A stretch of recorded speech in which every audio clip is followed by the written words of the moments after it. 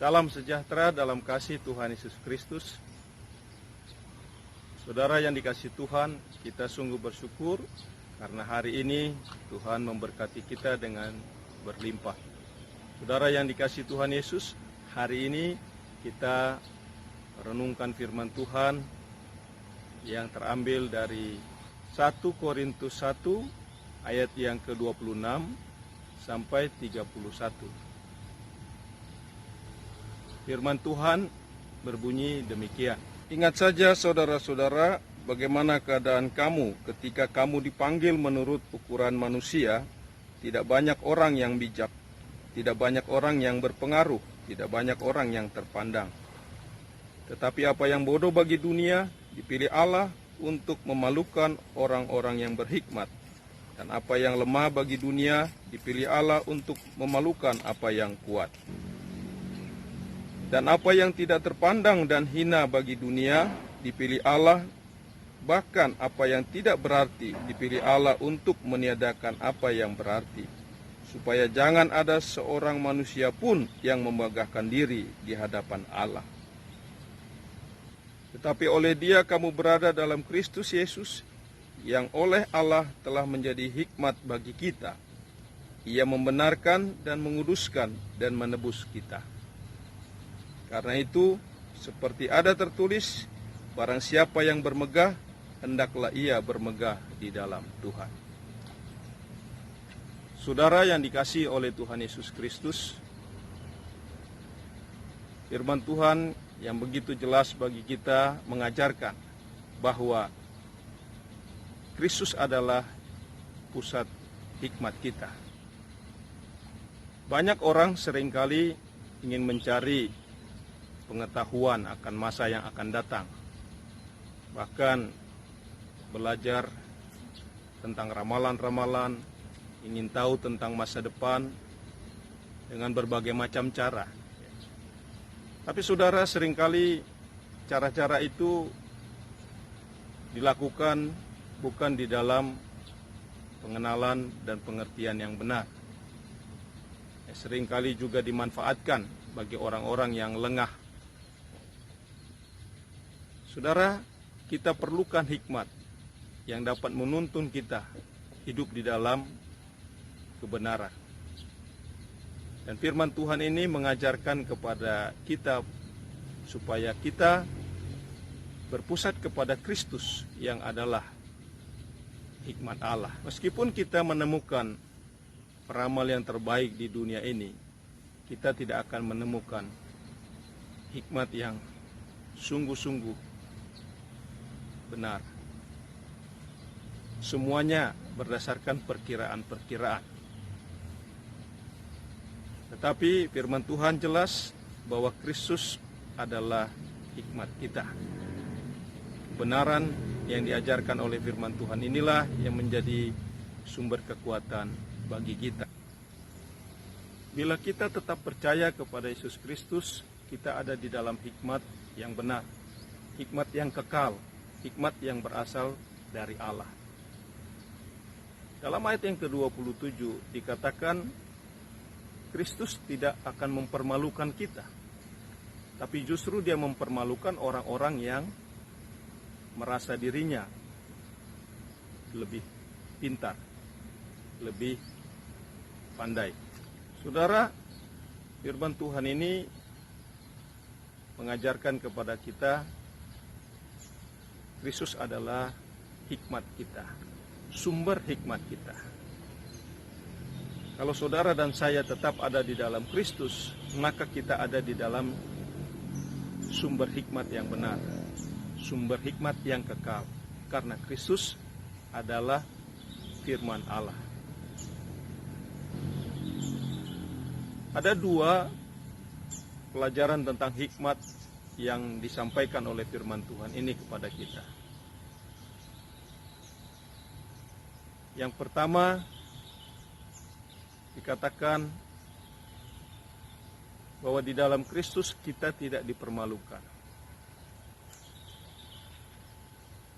Kalau kita merasa bodoh di dunia ini, tapi tetap percaya Yesus Kristus adalah juru selamat kita, maka Kristus tidak pernah mempermalukan kita. Saudara, inilah sebenarnya satu prinsip yang diajarkan oleh Alkitab kepada kita, bahwa orang berhikmat itu tidak pernah mempermalukan orang lain. Dan itulah hidup Yesus. Yesus tidak mempermalukan orang yang merasa dirinya bodoh, tetapi sebaliknya Yesus mengangkat dan memberikan pengetahuan yang lebih kepada orang yang tetap belajar mencari hikmat dari Kristus. Karena itu saudara dikasih Tuhan Yesus, di sini jelas Yesus adalah sumber hikmat kita. Dia tidak akan mempermalukan kita.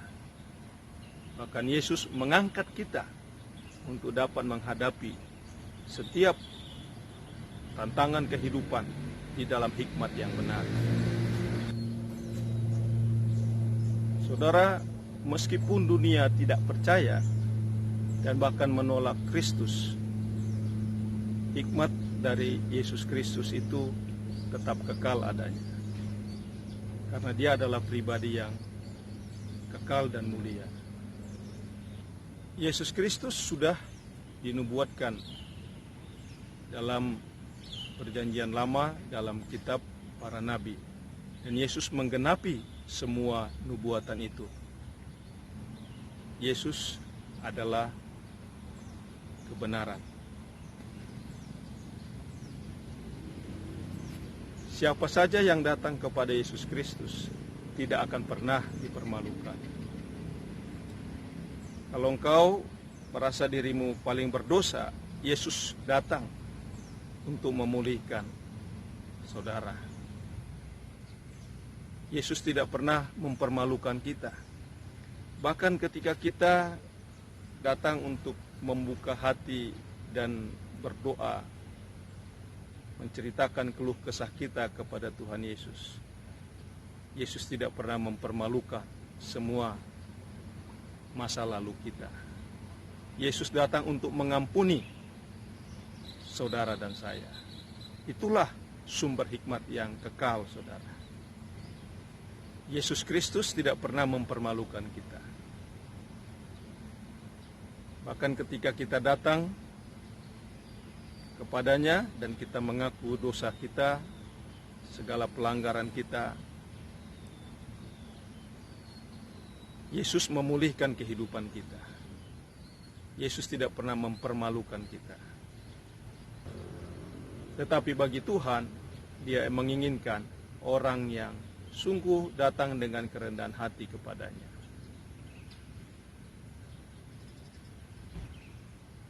Yesus penuh kasih dan mengangkat hidup kita, akan memindahkan kita dari gelap kepada terang Allah yang ajaib. Dan itu memang tidak bisa dipikirkan dengan secara akal, logika manusia. Dia melakukan hikmat yang melampaui hikmat yang ada di dunia ini. Yesus sumber hikmat kita. Karena itu saudara yang dikasihi Tuhan Yesus, mari datanglah kepada Tuhan Yesus. Dia mau memulihkan kita, menyembuhkan kita, bahkan mengampuni dosa dan pelanggaran kita. Tuhan Yesus penuh dengan kasih, menantikan kedatangan saudara untuk menyambut belas kasihannya. Saudara, di dalam Tuhan Yesus kita tidak dipermalukan. Bahkan kasih-Nya yang melimpah itu memulihkan kita. Karena itu kalau kita datang kepada Tuhan Yesus, hidup kita akan dipulihkan. Saudara yang dikasihi Tuhan Yesus, yang kedua dari kebenaran firman Tuhan ini, kita menemukan kebenaran bahwa di dalam Kristus kita menerima hikmat dari Allah. Yang pertama tadi, kalau kita datang kepada Kristus, kita tidak dipermalukan. Nah, sekarang kita ada di dalam Kristus, kita menerima hikmat dari Allah. Karena itu saudara, kebenaran ini kita lihat di dalam ayat yang ke-30. Dalam ayat 30 dikatakan, tetapi oleh Dia kamu berada di dalam Kristus, supaya kita menerima segala hikmat dari Allah. Saudara, hikmat dari Allah itu sudah dilakukan oleh Kristus dengan 3 cara. Yesus Kristus membenarkan kita. Kalau saudara dan saya ada di dalam Kristus, maka Dia yang membenarkan kita. Kita menjadi orang yang dibenarkan oleh Allah. Bukan kita yang membenarkan diri kita sendiri, tetapi Kristuslah yang membenarkan kita. Yang kedua, Yesus Kristus menguduskan kita.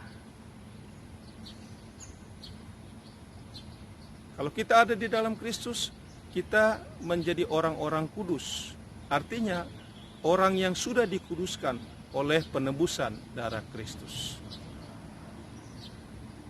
Dan ini adalah hikmat yang luar biasa yang dilakukan oleh Kristus bagi saudara dan saya.